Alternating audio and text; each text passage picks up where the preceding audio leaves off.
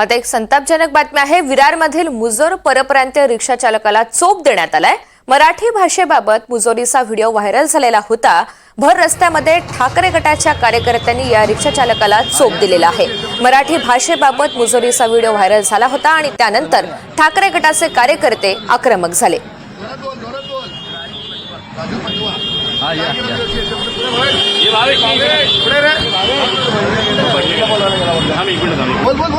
मनोज सातवी आपल्या सोबत आहेत। अधिकची माहिती त्यांच्याकडून जाणून घेऊयात। मनोज, नेमकं काय घडलेलं होतं ज्यामुळे ठाकरे गटाचे कार्यकर्ते आक्रमक झाले?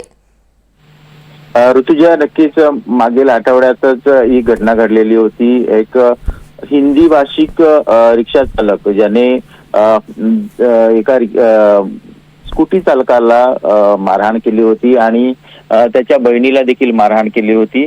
मराठी बोलण्यावरून हा वाद झालेला होता।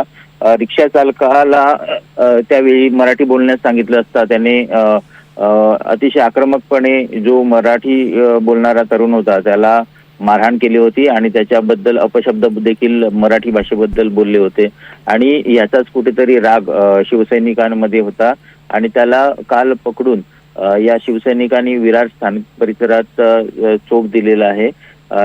या अगोदरच्या जी घटना घडलेली होती, जो रिक्षा चालक होता त्याची जी मुजोरी होती त्याचा व्हिडिओ मोठ्या प्रमाणात व्हायरल झाला होता आणि त्याबाबत खूप मोठ्या प्रमाणात संताप व्यक्त केला जात होता आणि याचाच कुठेतरी राग हा शिवसैनिकांनी व्यक्त केलेला आहे आणि या रिक्षा चालकाला मारहाण करून